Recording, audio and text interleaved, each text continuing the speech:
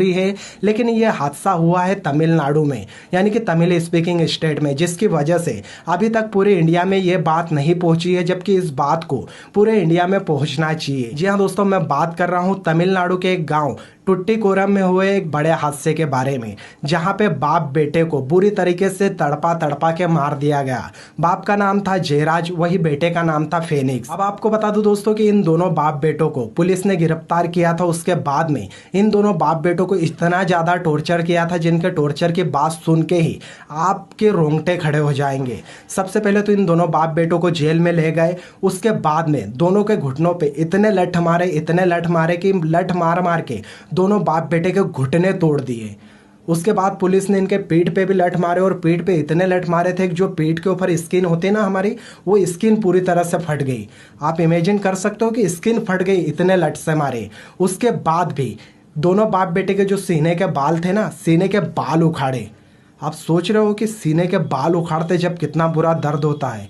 इतना तड़पा तड़पा के तमिलनाडु पुलिस ने दोनों बाप बेटे को मारा। आपको पता है इन दोनों बाप बेटे की गलती क्या थी? इन दोनों बाप बेटों ने अभी दुकान खोली थी, जबकि वहाँ पे शायद लॉकडाउन वगैरह लगा हुआ है, जिसके चलते दुकानें नहीं खोल सकते। तो अब हो सकता है इन दोनों बाप बेटों को कोई परेशानी हो, जिसके चलते इन्होंने दुकान खोली, और दुकान खोलने की इनको इतनी बड़ी सजा मिली। हालांकि इतना ही नहीं तड़पा, इसके बाद में पुलिस ने दोनों बाप बेटों को नंगा करके जेल में फेंका था, छोड़ा भी नहीं, फेंका था। उसके बाद में एक ऐसी जगह पे दोनों बाप बेटे को पुलिस ले गई जहां पे कोई सीसीटीवी कैमरा नहीं था। वहां की जगह जाके भी इनके प्राइवेट पार्ट को टॉर्चर किया। एक डंडा लिया और ऐसी जगह डाला, वो डंडा डाल के बार बार निकाल रहे थे, डाल रहे थे, और उनको खूब तड़पाया। गलती क्या थी? सिर्फ इन्होंने दुकान खोली थी लॉकडाउन में।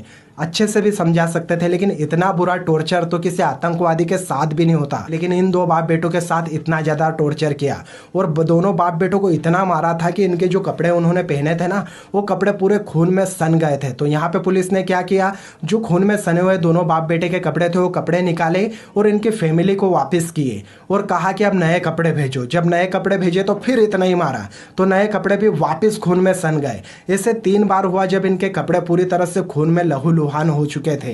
तो आप सोच सकते हो कि कितना ज्यादा टॉर्चर किया होगा कि 3 बार कपड़े पूरे खून में डूब गए। फिर क्या होना था कि दोनों बाप बेटों को एक बार छोड़ा, और उसके बाद वापस इन दोनों को पकड़ा, और फिर पुलिस ने मारा, जिसकी वजह से 2 दिन बाद इन दोनों बाप बेटों को हार्ट फेल हो गया, और बुखार की वजह से दोनों बाप बेटे मर गए। लेकिन अभी भी तमिलनाडु गवर्नमेंट ने कुछ नहीं किया। हालांकि 2-3 पुलिस वालों को सस्पेंड किया है, लेकिन इतना इससे कुछ नहीं होगा।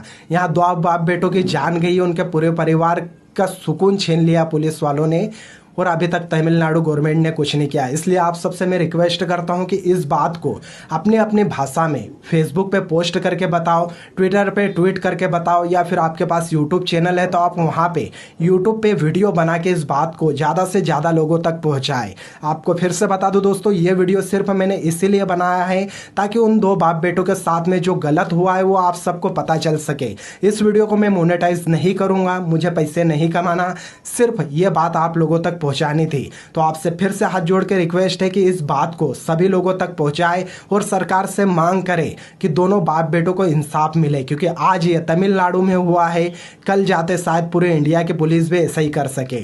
हालांकि हमारे इधर की पुलिस इतनी खराब नहीं है कि इस तरह का काम करेगी, लेकिन फिर भी दोनों बाप बेटों को